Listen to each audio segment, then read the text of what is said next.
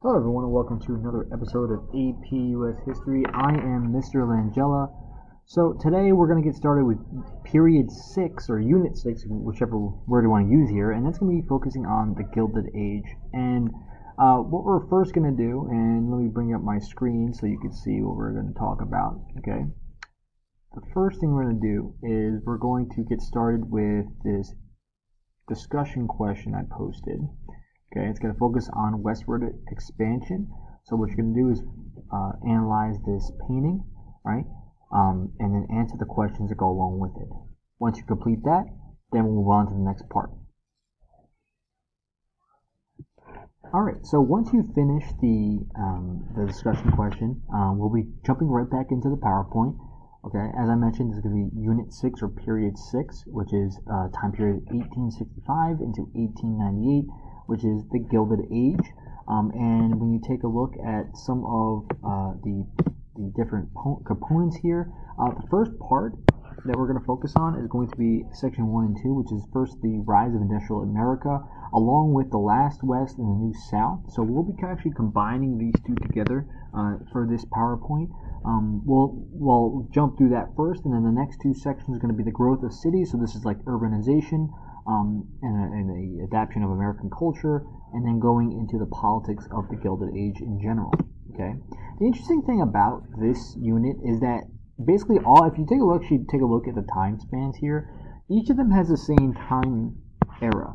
The difference is that basically this entire unit is just kind of focusing on different aspects of life, what life was like during this era. So when you are when we go through the PowerPoints, you're going to realize that a lot of this stuff is happening at the same time as other things going on.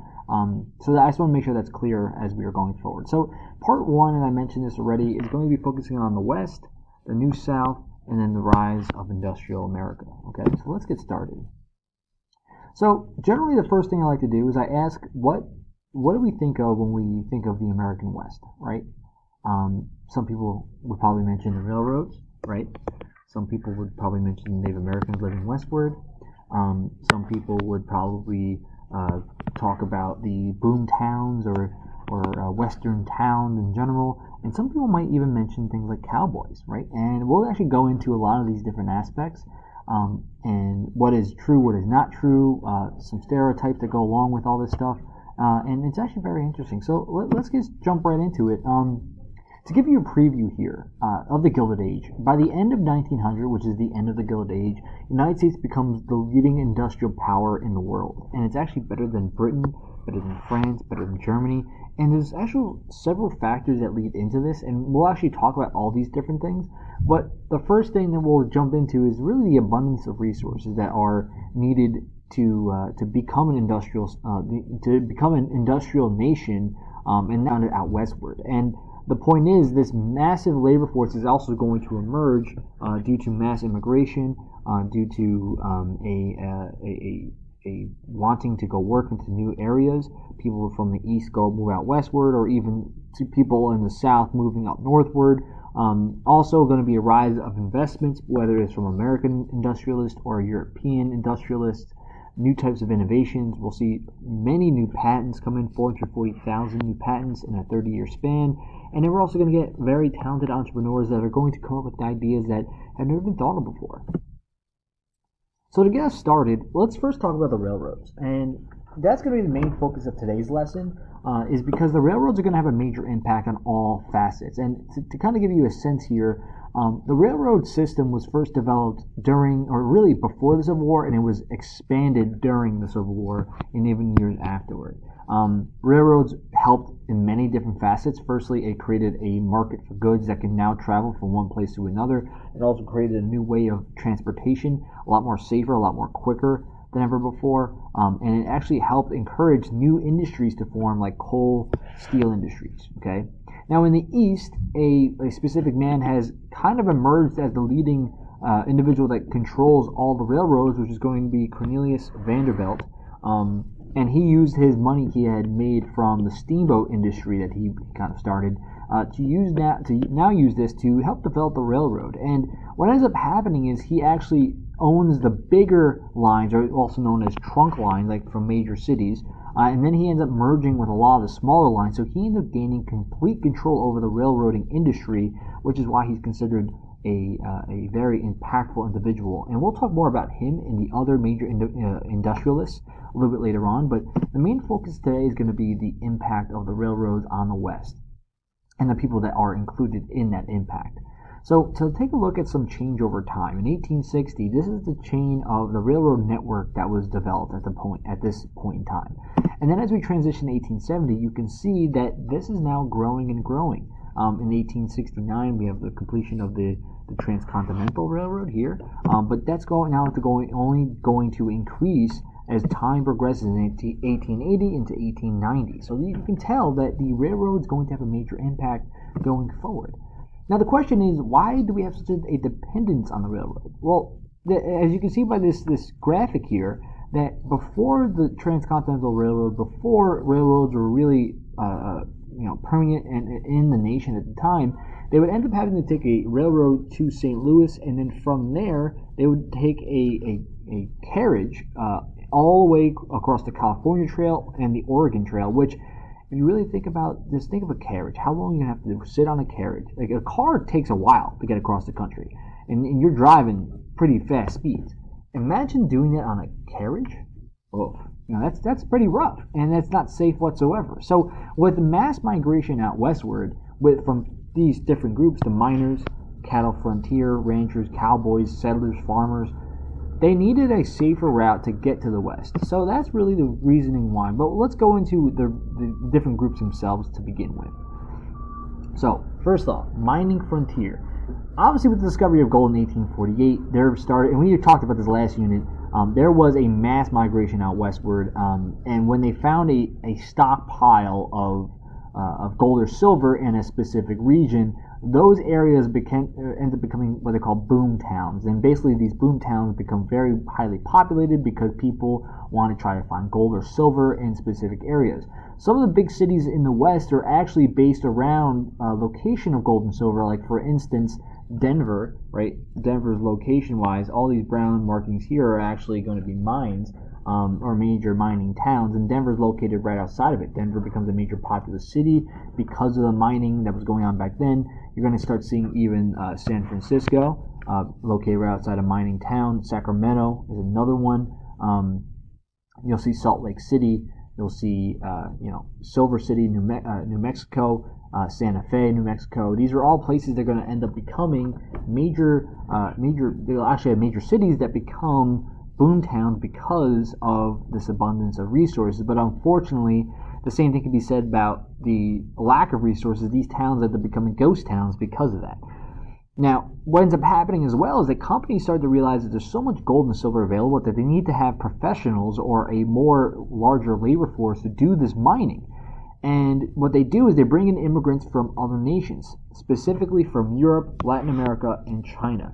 It becomes so rampant, the increase in immigration, that people started to try to push to get legislation passed to stop migration. So, for instance, in 1882, the Chinese Exclusion Act was passed to halt immigration from China. This is going to be a major law that kind of halts immigration in general, but it won't be the last one. All right, so here's some images here that kind of talk about the miners, some advertisements on the bottom to get more people to become miners. Now let's take a look at the cattle frontier. So when you look at now different locations out westward, one of the biggest things you need to focus on is who are these people, right? The cattle frontier is basically what our consideration is of the cowboys. Now, people that were living in Texas had learned from Mexican cowboys that learned ways in which they could help with ranching, can help with moving cattle from one place to another, to herd cattle. So when those living in Texas had learned from the Mexican cowboys, they themselves started to really create a brand new industry of cattle farming or ranching in America. So what ends up happening in a lot of these places where a lot of cattle were being placed, the longhorns, right, in Texas, were placed in like San Antonio and in places like that. They started to use those areas to kind of ranch and kind of let the cows graze, so that they can become strong enough so that when they make the trails to go bring them to be shipped into other places, they can survive the move, the trail itself. Okay. Now, the whole story of the cowboys starts because along the route in which they're taking the cattle from one place to another, there was actually bandits that would try to steal the cattle.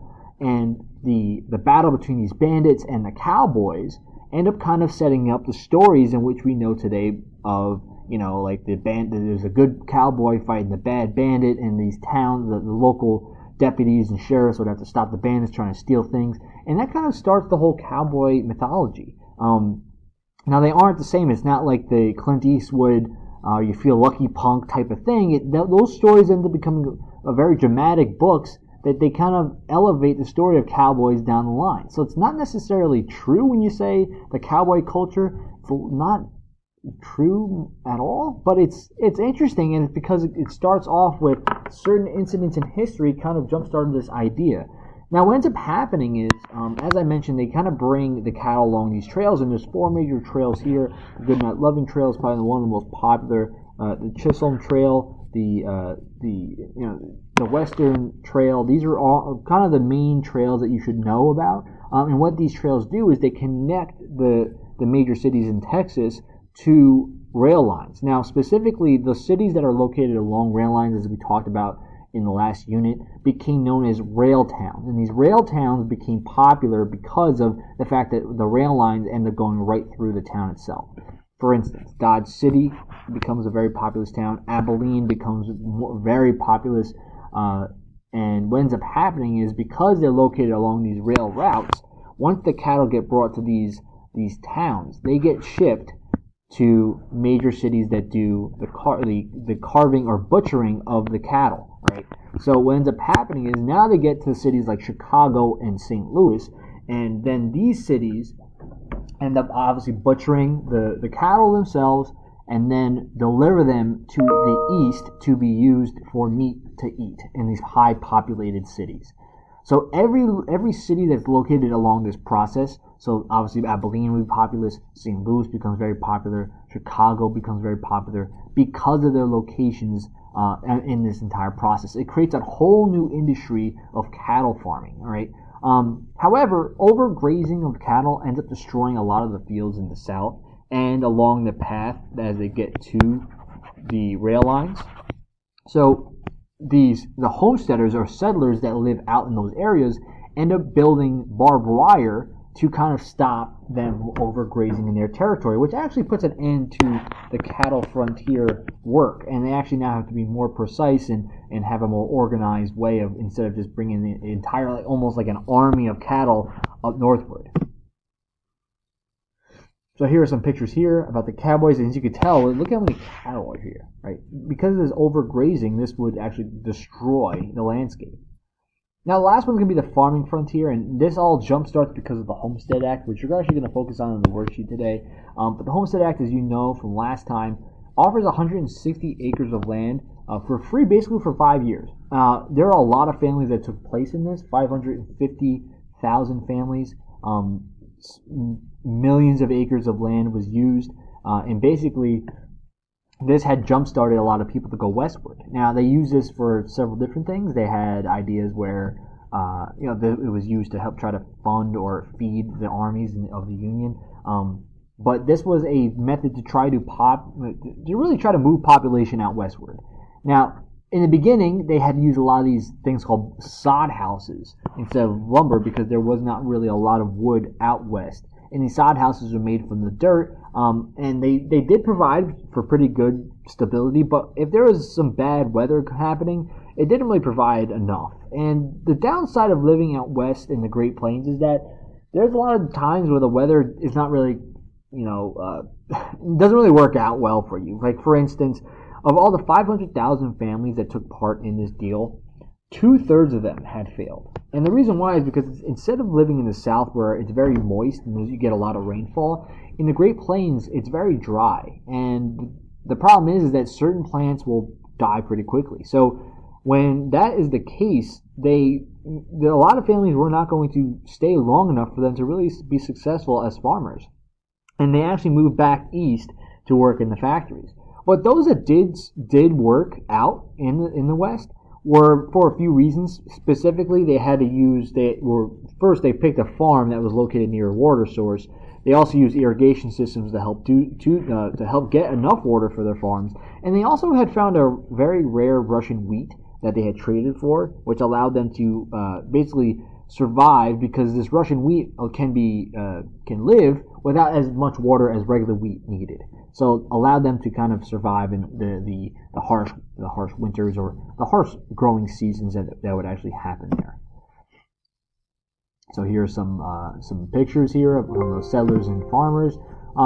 But the whole point is that when you look at Western expansion, and why the railroad is so important, the federal government poured so much money into not only rail lines, but also providing loans and land grants to people as well. So you really just look at how much money they poured into this. They poured like $170 million into rail lines and $510 million into the Homestead Act by itself.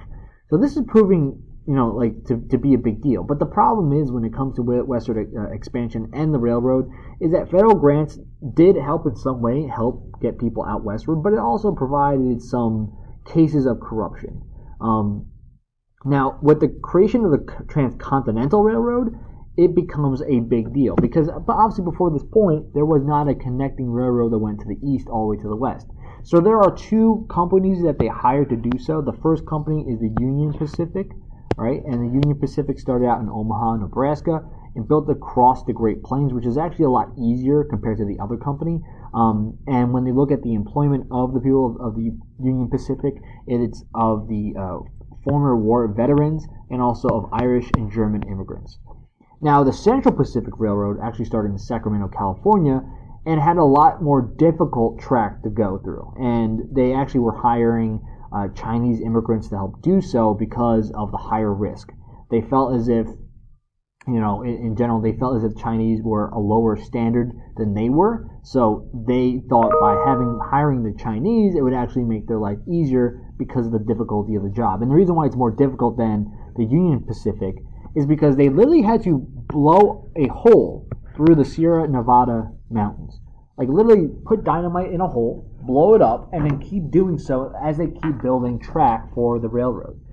And it's just insane. There's so much information about the horrible life of being a person that worked for the Central Pacific, and it's just scary. Imagine just throwing a piece of dynamite in a hole and then running for your life, and hopefully you don't get killed by the explosion.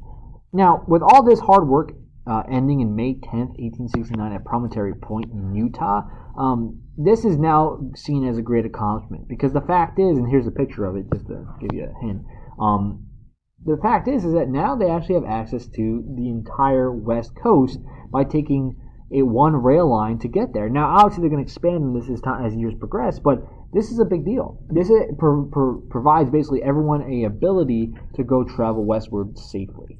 Now, with that being said, we will transition into the worksheet, okay? Now, basically, you'll be opening up this creating a transcontinental railroad.